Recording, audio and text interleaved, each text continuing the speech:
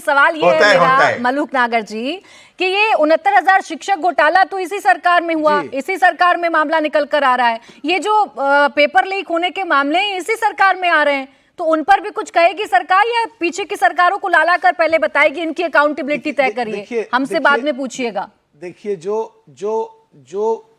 देखिए गलतियां होती हैं, उनमें इंप्रूवमेंट की गुंजाइश रहती है, पीएचडी की डिग्री भी मिलती है, उसकी तो जांच होगी। लेकिन देखने वाली बात है जो पिछली सरकारें थी उनमें कितने घोटाले हुए, जो पिछली सरकारें थी उनमें क्या हुआ। मैं तो एक ही बात कह रहा हूं कि अगर बाबा अंबेडकर की बेइज्जती करोगे, माननीय प्रधानमंत्री की नकल करके पिछड़े दलितों की बात करोगे, जो कांग्रेस के कार्यकाल में पिछड़े और दलितों की सारी सीटें खाली पड़ी रहती थी, मैं उस स्टैंडिंग कमेटी में रहा हूं। प्राची जी मैंने वो आंकड़े देखे हैं, ये आंकड़े अब पूरे करने पड़ेंगे। अभी 38 जो 26% का है, अगर चौथाई थे वो, अगर देखें तो 6% आई पिछड़ों की हिस्सेदारी और अब 38% गई है। अपनी सरकार है तो जांच होगी, अभी सवाल ना पूछें। आज की तारीख में पिछड़े और दलितों को कोई भी अनदेखा नहीं कर सकता। थी तो सवाल पूछें कि भाई बताइए ये इतना घोटाला क्यों हो रहा था, ये जाति विशेष की तैनाती क्यों हो रही थी। मैं तहसीन जी बस फौरन आ रही हूँ आपके पास, एक मुझे अच्छा बोलें जल्दी बोलें। कोई बात नहीं। मुझे सुनील जी से इस पर एक रिएक्शन लेना है। सुनील जी देखिए ना, उनके पास बहुत कुछ है गिनाने के लिए, फिर प्रदीप जी आ रही, उनके पास बहुत कुछ है गिनाने के लिए। आपके पास क्या है? उनके पास बताने के लिए बहुत कुछ है अभी कि पहले क्या हुआ करता था। अब देखिए ना, सब कुछ साफ साफ नजर आता है, धब्बे नहीं नजर आते अब। नहीं, मैं क्या गिनाऊं इनका, गिरती हुई टंकी गिराऊं, गिरते हुआ ओवरब्रिज गिराऊं, धंसते हुआ एक्सप्रेसवे गिनाऊं, या कोरोना में घोटाला गिनाऊं, या महाकुंभ में जिस तरीके से मौतें छिपाई गई वो गिनाऊं, पिछड़े और दलितों का आरक्षण छीना गया वो गिनाऊं। इनका गिनाऊं क्या? इनके इतने पाप हैं जिसको आप महापाप कह सकते हैं। देखिए, पर्ची और खर्ची की बात वो दल कर रहा है जो चंद उद्योगपतियों के लिए, जिसने लगभग पूरा देश बेचने की तैयारी कर ली है। वो लोग पिछड़ों की चिंता कर रहे हैं, दलितों की चिंता कर रहे हैं। उनके मन में गरीब है, टीवी पर ही सुनकर के अच्छा लगता है। उनके एजेंडे पर गरीब नहीं है, इनके एजेंडे पर किसान नहीं है। किसानों को लेकर के भारतीय जनता पार्टी के लोग किस तरीके के शब्द बोलते हैं। अगर कोई महिला इनके पक्ष की बात करे तो दूसरी बात करते हैं, वही महिला सच्चाई बता दें, फिर इनका आईटी सेल क्या करता है। तो ये किसी के नहीं है, न देश के हैं, न गरीब के हैं, न किसान के हैं, न पिछड़े के हैं, न दलित के हैं। ठीक है, ये सिर्फ अपने और चंद उद्योगपतियों के लिए काम करने वाले, राष्ट्र सेवा उसी को मानते हैं। सर, सब मुद्दों पर आप तो चर्चा कर लेना चाह रहे हैं, लेकिन खर्ची पर्ची बड़ा स्पेसिफिक कहा था गृह मंत्री अमित शाह जी ने, इनके लिए राष्ट्र की सुनील जी बड़ा क्लियर उन्होंने कहा था। बस आ रही फिर प्रदीप जी आपके पास। बड़ा क्लियर उन्होंने कहा था कि मैं हिम्मत के साथ कह सकता हूं, मेरे सामने जो लोग बैठे हैं जिन्हें हम नियुक्ति पत्र दे रहे हैं, कि ना खर्ची, ना पर्ची, ना सिफारिश, ना कोई गुंडागर्दी, बड़ी पारदर्शिता के साथ हमारे यहाँ नियुक्तियां होती हैं। क्या आप ये कह पाएंगे सुनील सिंह यादव जी, क्या आप गारंटी ले पाएंगे अपने कार्यकाल की नियुक्तियों की? क्यों नहीं कह पाएंगे? अरे क्यों नहीं कह पाएंगे?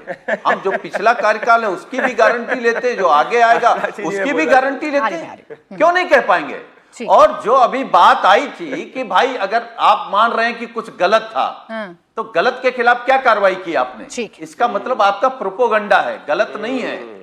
जिस तरीके से आपने 86 में 56 की बात कही, जब हमारे नेता माननीय अखिलेश यादव जी ने योगी जी से पूछा, तो योगी जी बेचारे अभी भी ढूंढ रहे हैं। चले मैं पूछ लेती हूँ उन्होंने कितनी जांच की, लेकिन 1526 स्थानों पर 600 थानेदार अगर विशेष जाति के हों तो ये अच्छा लगता है सुनील सिंह यादव जी। इसमें आप बड़े ऐसे ताल ठोक कर कह सकते हैं कि जी सब कुछ ठीक था, लेकिन एक सवाल आपका वाजिब है, जवाब देंगे भंडारी जी। जब इतने गलत थे प्रदीप भंडारी जी, क्या जांच की आप लोगों ने? कौन लोग हैं? वो योगी आदित्यनाथ जी के बिरादरी के हैं कि नहीं?